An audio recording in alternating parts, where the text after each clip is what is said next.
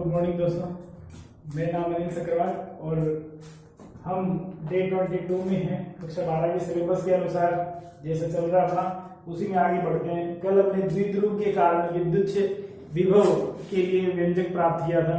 आज उससे रिलेटेड हम एक न्यूमेरिकल सोल्व करते हैं। आपके रूप में एग्जाम्पल के रूप में दे रखा है ये न्यूमेरिकल क्या है? दो बिंदु आवेश क्रम से 8 × 10⁻⁻19 कूलाम तथा -8 × 10⁻⁻19 कूलाम परस्पर 2 × 10⁻⁻10 मीटर दूरी पर स्थित हैं। इस द्विध्रुव से 4 × 10⁻⁻6 मीटर दूरी पर विद्युत विभव ज्ञात कीजिए, जबकि द्विध्रुव अक्ष पर हो, दूसरा द्विध्रुव निरक्ष पर हो, तीसरा द्विध्रुव आघूर्ण से 60 डिग्री कोण पर स्थित हो। ये हमें इतनी बातें याद करनी है, 3 कंडीशन, यानी इसमें सारी कंडीशन आ चुकी हैं। अब देखो एक बात तो ये, वैसे इसके अंदर दे दिया है द्विध्रुव से द्विध्रुव, ये द्विध्रुव है। नहीं दिया जाए तो आपको क्वेश्चन देखते ही पता चल जाना चाहिए कि एक वैल्यू दे रखी है, वही वैल्यू दूसरी दे रखी है, दोनों में डिफरेंस क्या है? एक पॉजिटिव और एक नेगेटिव है। इसका मतलब दोनों मिलकर जो है वो क्या बना रहे हैं? द्विध्रुव बना रहे हैं और हमें द्विध्रुव को सोल्व करना है। अब इसके लिए हम फॉर्मूला यूज कर लेते हैं जो हमने कल सोल्व किया था, K P cos theta upon R square. उस फॉर्मूले के अकॉर्डिंग हम बात करेंगे। तो सबसे पहले तो v का जो फॉर्मूला है किसके लिए? द्विध्रुव के लिए, वो लिख लो K P cos theta upon R square. ये अपने पास फॉर्मूला था। अब p का मतलब क्या है? यहाँ p का मतलब है q इंटू 12। अब चाहो तो आप अलग से इसको सोल्व करके p का मान रख दें या यही रख दें, इसको पूरा फॉर्मूला लिखें तो v equal to K q into 12 cos theta upon R square. अगर आपको द्विध्रुव आघूर्ण p का मान दे रखा होता तो हम डायरेक्ट p का मान रख देते हैं।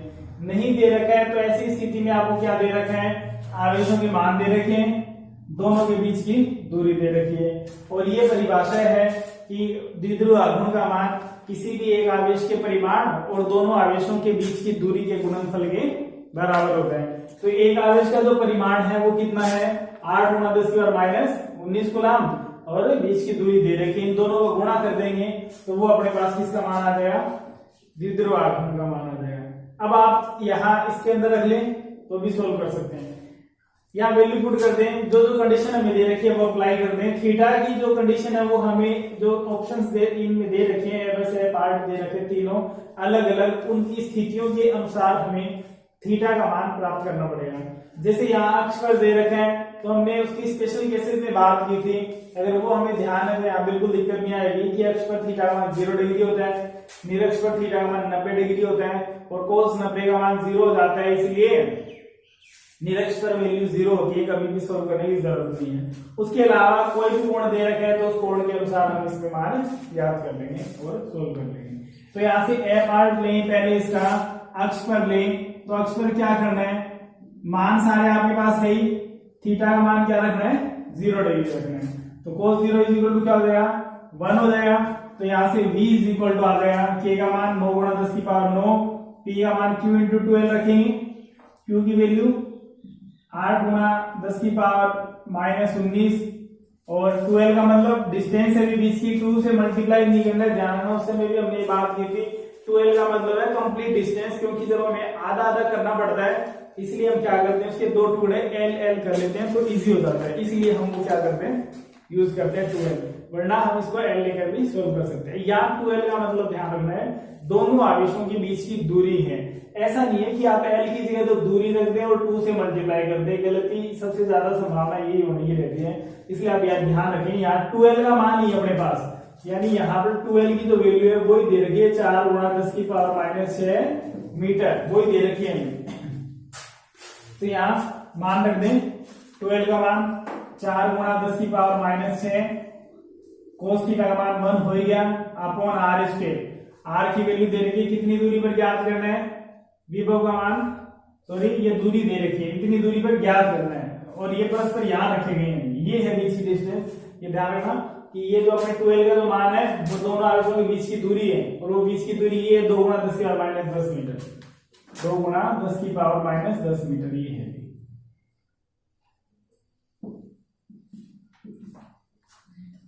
कितनी दूरी पर? ये वो दूरी है जहां ज्ञात करना है, आर है ये, ठीक है, वो आवेशों के बीच की दूरी द्विध्रुव की है। तो यहाँ मान रख दें 4 गुणा 10 की पावर -6 और इसका होल स्क्वायर। तो कैलकुलेशन में टाइम वेस्ट नहीं करेंगे, आप कैलकुलेशन इसकी कर लेना, सारी पावर से एग्जैक्ट कर देना। वैल्यूज ऐसी हैं कि वो इजी वे में सोल्व हो जाएगी। जब 8 गुणा 2 16 आ रहे हैं, 4 गुणा 4 16 है, कैंसिल आउट हो गए, बस 9 ऐसा कैसा रहेगा, बाकी पावर को प्लस माइनस कर लो, आंसर आ जाएगा। ठीक है, वैसे सोल्व कर के लिए तो ये 16 कैंसिल हो गया और ये आ गया 9 गुणा 10 की पावर -19 -10 -29 प्लस का 9 10 की पावर -29 और ये हो जाएगा माइनस का 12, ऊपर जाएगा प्लस का 12। ठीक है, 12 और 9 21 और माइनस के 29, तो 9 गुणा 10 की पावर कितने बचे, माइनस के 8। और मात्रा क्या आएगा, विभव है तो वोल्ट आएगा मात्रा। निरक्ष पर हमें सोल्व करना ही नहीं है, क्योंकि निरक्ष पर क्या होता है, थीटा बराबर 90 और कोस 90 बराबर क्या होता है 0। इसलिए निरक्ष पर क्या होता है, अंडरस्टूड है ये कि निरक्ष पर v का मान 0 होता है, इसलिए हमें इसको सोल्व करने की कोई जरूरत नहीं है। ये थर्ड जो इसका स्टेप पार्ट जो है उसमें अभी थीटा का मान 60 डिग्री दे रखे हैं, तो आपको कोस 60 का मान यहाँ 1/2 रखना पड़ेगा। बाकी वैल्यूज ये की यही है, इसके साथ 1/2 और लगा देंगे, 1/2 लगा देंगे तो इसका आधा हो जाएगा। सिंपल ये भी कह सकते हैं 1/2 इसका हो जाएगा। यानी अगर हम थोड़ा सा ध्यान रखें तो ऐसे जो कंबाइंड क्वेश्चन आते हैं उनके अंदर कैलकुलेशन बार बार करने की नौबत नहीं आती, बार बार नहीं करनी पड़ेगी। तो आपको यहाँ कोस का मान रख देंगे, कोस थीटा का मान 1/2 रखोगे। तो अभी ये पूरा लिख लें, लेकिन फिर भी हमें सोल्व करने की जरूरत नहीं है, क्योंकि इसका आंसर हमने निकाल रखा है। तो इसके आगे 1/2 लगा देंगे तो ये 4.5 आ जाएगा इसका आंसर। ठीक है, इसको आप सोल्व कर लें, इसका आंसर 4.5 मल्टीप्लाई 10⁻⁸ वोल्ट आ जाएगा।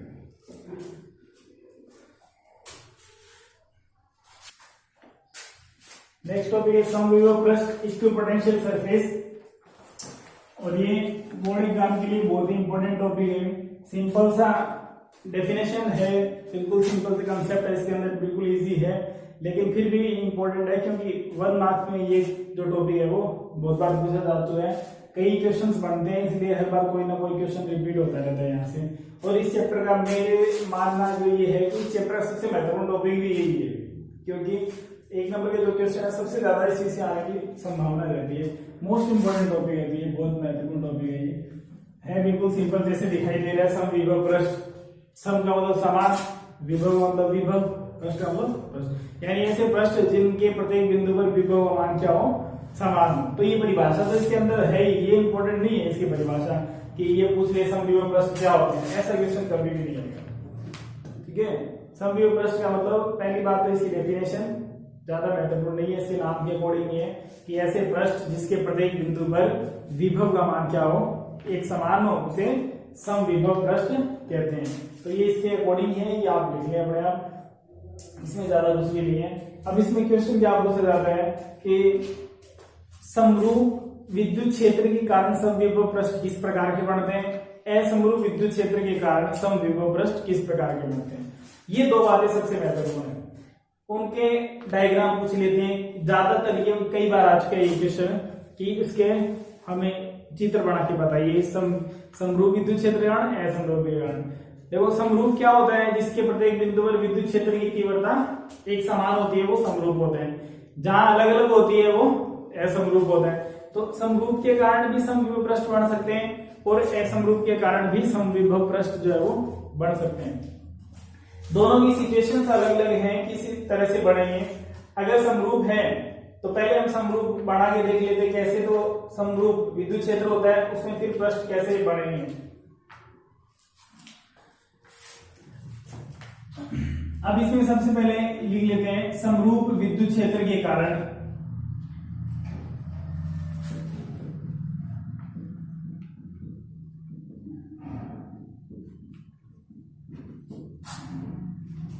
समविभव पृष्ठ। ये बात पूछी जाती है ना कि इसकी परिभाषा। तो सबसे पहले आप समरूप विद्युत क्षेत्र बना ले। ये हो गया समरूप विद्युत क्षेत्र में हम क्या लेते हैं, समांतर रेखाओं के द्वारा प्रदर्शित करते हैं जिनके मध्य की दूरी भी क्या रहती है, समान रहती है। ये समरूप विद्युत क्षेत्र है, इसके प्रत्येक बिंदु पर तीव्रता समान है। दूसरी बात यही करते हैं इसके अंदर असमरूप के कारण, असमरूप विद्युत क्षेत्र के कारण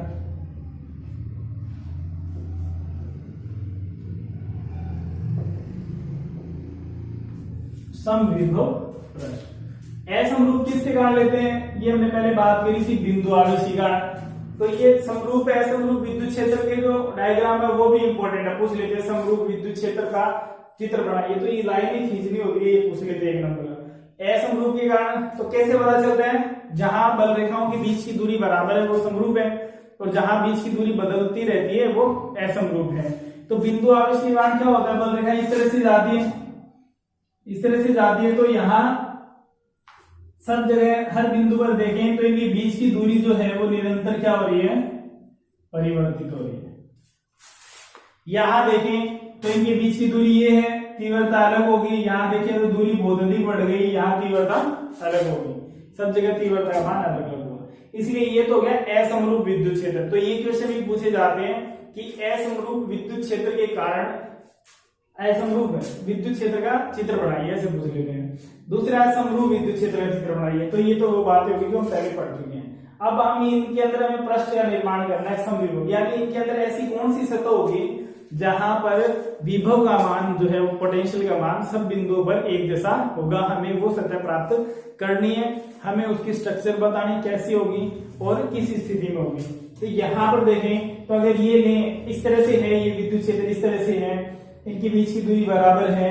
इसके लंबवत अगर सतह ले, इनके लंबवत अगर कोई पृष्ठ ले, इनके लंबवत भाग काटे, इसके अनुप्रस्थ काट काटे इसके लंबवत, तो उसके प्रत्येक भाग में क्या होगा, प्रत्येक भाग में वही है बल रेखाएं, उनकी दूरी वही है, इसीलिए सब जगह तीव्रता क्या रहेगी, समान है। सब जगह विभव का मान भी क्या रहेगा, समान है।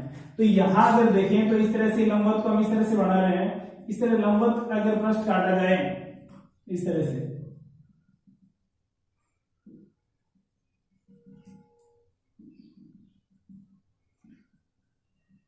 तो यहां जो ये पृष्ठ हमने मान लिया, इस पृष्ठ के प्रत्येक बिंदु पर लें तो अगर विभव V1 है तो सभी जगह पर क्या होगा, V1 ही होगा।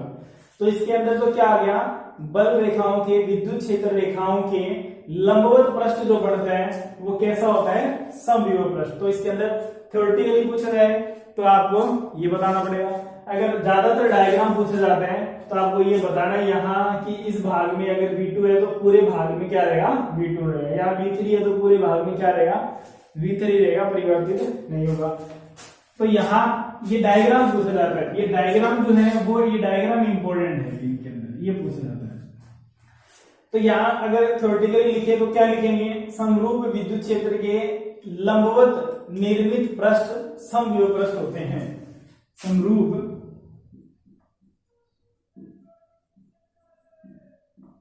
विद्युत क्षेत्र के लंबवत निर्मित पृष्ठ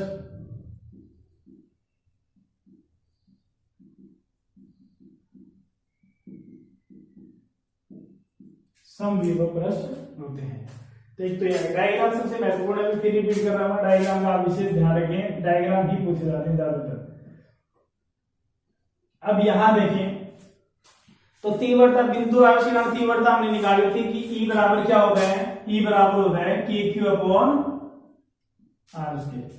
विभव हमने निकाला था, V बराबर क्या होता है, KQ अपॉन Q, तो ये है ही आवेश, Q आवेश है ये, और इसके कारण विभव का जो मान है वो किस पे निर्भर कर रहा है, इसके अलावा आवेश तो जितना है उतना है ही, इसके अलावा किस पे निर्भर कर रहा है, दूरी पर। यानी इससे R दूरी पर अगर बिंदु हम यहां लें, यहां लें, यहां लें, तो क्या होगा, सब जगह पर विभव का मान एक समान होगा। 3D में है ये, वृत्त नहीं है ये, 3D में है। जैसे बिंदु यहां है आवेश, तो इसके कारण इधर भी होगा, नीचे भी होगा, ऊपर भी होगा, सब तरफ ये विद्युत क्षेत्र रेखाएं जाएंगी। तो समान दूरी पर अगर लेंगे तो समान दूरी पर क्या होगा, सब तरफ निर्माण होगा। तो वृत्ताकार भाग को अगर 3D में बनाए तो किसके, गोलाकार संरचना का निर्माण कर लेते हैं। तो यहाँ पर ये तो कैसी आकृति होगी, ये R त्रिज्या का क्या होगा, गोला बनेगा। तो आपको ये ध्यान रखना है कि समरूप विद्युत क्षेत्र तो ये है इस तरह से, लेकिन समविभव पृष्ठ कैसा बनेगा, गोलाकार बनेगा। इसके अंदर आपको ध्यान रखना है कि समरूप विद्युत क्षेत्र के लंबवत निर्मित ये समतल पृष्ठ बनेगा, अभी ये ध्यान रखना है यहाँ, समतल। और इसके अंदर किस तरह से बनेगा, बिंदु आवेश से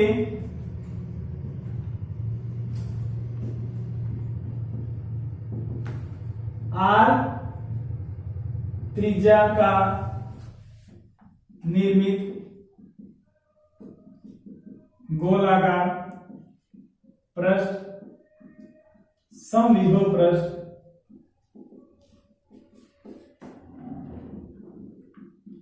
होता है। तो ये समविभव पृष्ठ होगा आर त्रिज्या का। तो ये दोनों बातें बहुत महत्वपूर्ण है। इसके अंदर विशेष तौर पे डायग्राम ज्यादा महत्वपूर्ण है, ये पूछ लेते हैं। 4 बातें हो गई इसके अंदर, विद्युत क्षेत्र के दोनों डायग्राम पूछे जाए या समविभव पृष्ठ के पूछ जाए। पृष्ठ के पूछ जाए तो इसमें लंबवत पृष्ठ पड़ेगा, इसमें गोलाकार पृष्ठ पड़ेगा। ये हो गई इससे संबंधित बात है। अब इसके कुछ गुणधर्म है समविभव पृष्ठ के, वहां से भी क्वेश्चन आए, इसीलिए ये महत्वपूर्ण टॉपिक है क्योंकि इसमें शॉर्ट क्वेश्चन जो है बहुत सारे बनते हैं। 4-5 क्वेश्चन तो यही हो गए, 3-4 क्वेश्चन अभी हम और डिस्कस कर लेंगे इसके अंदर जो बहुत महत्वपूर्ण है। इसीलिए कोई ना कोई क्वेश्चन हर बार ये नहीं कि रिपीट हो, दूसरा ये पूछ लें, ये नहीं पूछे तो समरूप विद्युत क्षेत्र पूछ लें, वो नहीं पूछे तो समविभव पृष्ठ पूछ लें, समविभव पृष्ठ में भी समरूप के कारण पूछ लें या समरूप के कारण पूछ लें। अब इसमें भी आगे इसके जो गुणधर्म है एक तो वो भी बहुत महत्वपूर्ण है, उनमें भी डायरेक्ट पूछ लिया जाता है, सिद्ध भी करवा दिए जाते हैं। सिद्ध करने में कोई ज्यादा दिक्कत नहीं है, बहुत सिंपल सा है, इसलिए 1 नंबर के क्वेश्चन है वो भी प्रूफ करने वाले भी 1 मार्क्स क्वेश्चन पूछे जाते हैं। अब इसमें आगे बात करते हैं कि समविभव पृष्ठ के गुणधर्म।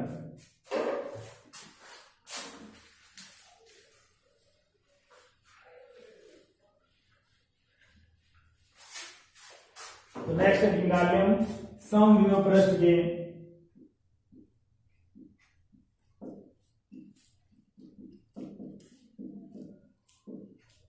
गुणधर्म।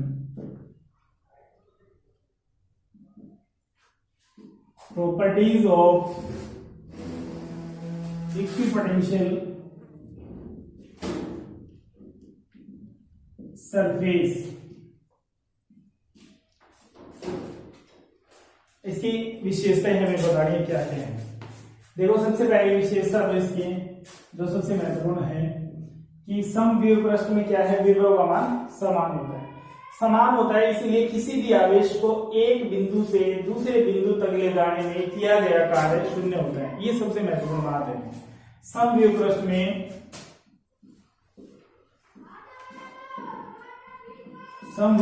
में किसी आवेश को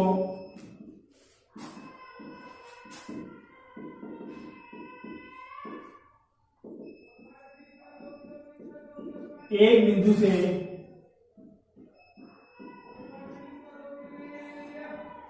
दूसरे बिंदु तक ले जाने में किया गया कार्य शून्य होता है। अब क्वेश्चन ये पूछा जाता है, इसके आगे लिख देते हैं क्यों। भी ये तो दे दिया शून्य होता है, अभी पूछ लेते हैं क्यों शून्य होता है, तो उसको हमें प्रूफ करके बताना है कि इसकी वैल्यू 0 क्यों होती है। तो अपने को पता है कि एक बिंदु से दूसरे बिंदु तक लेके जाएंगे, 2 बिंदु हो गए, 2 बिंदुओं के बीच में पोटेंशियल का डिफरेंस हो जाता है। पोटेंशियल डिफरेंस कहते हैं विभवांतर। उसकी डेफिनेशन ले तो VB माइनस VA। तो विभवांतर की परिभाषा अप्लाई करते हैं।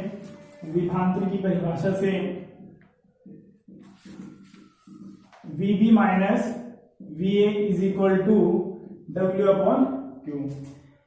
अब देखो जब हमने इसकी परिभाषा में बात की कि प्रत्येक बिंदु पर विभव का मान एक समान रहता है, तो इसका मतलब कोई भी एक समविभव पृष्ठ है उस पे कोई भी बिंदु कितने भी ले लें सब पर वैल्यू बराबर ही होगी। जैसे अगर हमने एक बिंदु यहाँ ले लिया, यहाँ VA है, ये बिंदु ले लें यहाँ VB है, तो दिखाई दे रहा है कि इस पूरे पृष्ठ पर विभव का मान एक समान है। एक समान है तो यहाँ समविभव पृष्ठ की क्या विशेषता है, वहां अलग अलग विभव हो ही नहीं सकता। समविभव पृष्ठ में क्या होगा, VA बराबर होगा VB। दोनों वैल्यू बराबर पुट कर दें, बराबर पुट कर देंगे तो ये क्या हो जाएगा, बाय इक्वेशन फर्स्ट इसकी वैल्यू क्या हो जाएगी, 0 हो जाएगी। तो W/Q इज इक्वल टू 0 और W इज इक्वल टू आ गया 0। तो अगर आपको ये कहते हैं कि इसकी कोई एक विशेषता लिखो, तो आप कोई भी विशेषता इसके अंदर बता सकते हैं। दूसरी बात ये कह सकते हैं, इसकी थ्योरेटिकल लैंग्वेज हम लिख सकते हैं। तीसरी बात, अगर आपको ये लैंग्वेज दे दे कि कि समविभव पृष्ठ में आवेश को गति करवाने में किया गया कार्य 0 होता है, कारण से ही उत्तर दीजिए, ऐसे पूछ लेते हैं। तब आपको कारण क्या देना है, तब आपको ये प्रूफ करके बताना है कि 0 क्यों होता है।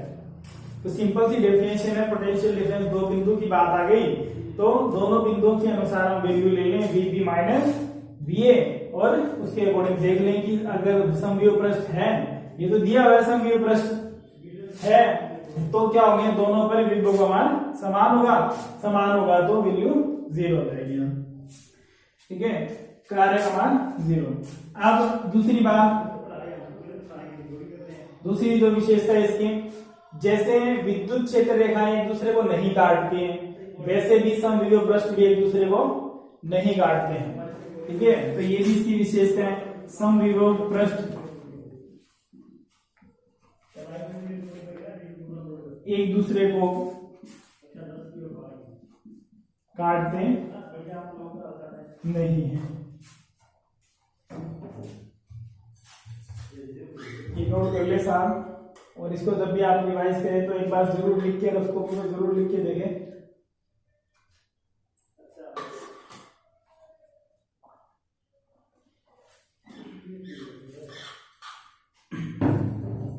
तीसरी जो विशेषता है इसकी,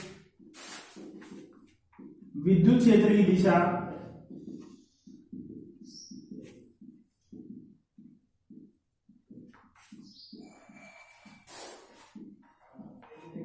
समविभव पृष्ठ की लंबवत होती है।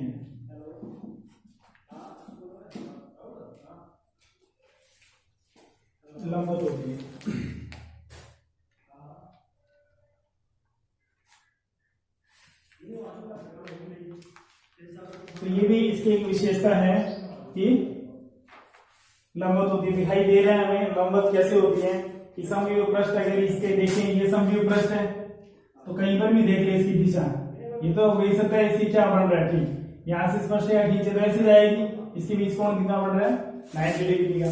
यहाँ देखें तो यहाँ से स्पर्श रेखा ऐसे जाएगी, यहाँ कोण कितना बढ़ रहा है 90 डिग्री का।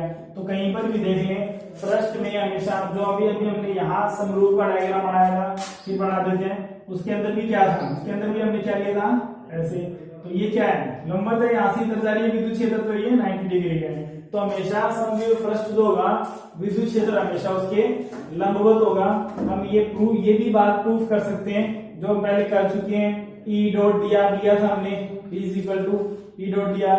तो समविभव पृष्ठ में क्या होता है, किया गया कार्य 0 होता है। तो E dot dr is equal to क्या होगा 0। क्या लिख देता हूं मैं, E dot dr is equal to क्या है, समविभव पृष्ठ के लिए कार्य 0, ये हम प्रूफ कर चुके हैं पहले, कार्य की परिभाषा ये। तो E डॉट dr का मतलब क्या होगा, E dr cos थीटा। अब देखो कोई भी वैल्यू का मल्टीप्लाई अगर 0 आ रहा है तो कोई ना कोई एक वैल्यू मल्टीप्लाई में 3, 4, 2 कितनी भी है, 0 उत्तर कब आएगा, कोई ना कोई एक वैल्यू का तो 0 होगी तभी मल्टीप्लाई में। जैसे ऐसे लिखते हैं 2 गुणा 4 गुणा 1, तो इसका उत्तर 0 कभी नहीं आ सकता। या तो इसकी जगह 0 लिखिए, 0 गुणा 4 गुणा 1, तो सब गुणा होकर 0 हो जाएगा। तो वही कॉमन सी बात है कि कोई ना कोई एक वैल्यू 0 होनी अति आवश्यक है। उसके लिए कौन सी 0 हो और कौन सी नहीं हो। यहां से देखें विद्युत क्षेत्र तो 0 नहीं होगा, क्योंकि विद्युत क्षेत्र के कारण ही तो समविभव पृष्ठ आया है। तो विद्युत क्षेत्र होगा, अगर 0 है तो समविभव पृष्ठ है ही नहीं। लेकिन समविभव पृष्ठ की विशेषताएं पढ़ रहे हैं, इसलिए ये तो लेकर चल रहे हैं कि समविभव पृष्ठ तो वहां है, ये तो हमें दे रखा है, ये तो गिवन वैल्यूज है क्वेश्चन के अंदर। dr ये बात आप ध्यान रखना, पहले बात कर चुके हैं, फिर भी जब भी आएगी बात फिर हम रिवाइज करते रहेंगे कि dr में स्मॉल एलिमेंट है, स्मॉल एलिमेंट कभी भी 0 नहीं होता है। ठीक है, स्मॉल एलिमेंट कोई भी अल्पांश होता है, जब हमने कह दिया उसको अल्पांश का मतलब अल्पांश थोड़ी वैल्यू है, थोड़ी वैल्यू का मतलब कुछ ना कुछ तो है वो, चाहे कितनी भी कम हो, लेकिन वो कभी भी 0 नहीं हो सकती। So here E and dr can't be 0, it means only cos theta will be 0 and cos theta जो है वो 0 एक ही वैल्यू पर हो सकता है जब थीटा क्या हो 90 डिग्री हो। इसका मतलब यहां से क्या आ गया, theta is equal to 90 degree.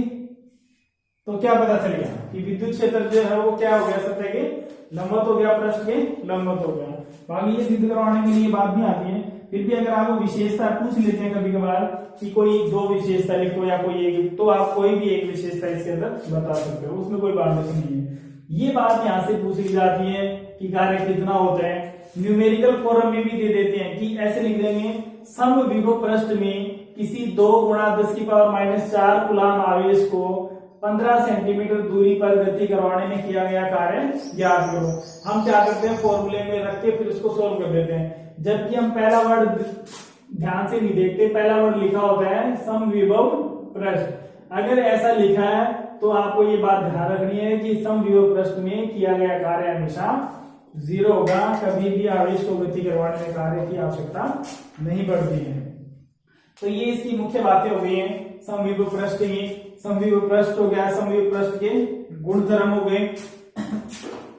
अब इससे संबंधित आगे कुछ बात करेंगे।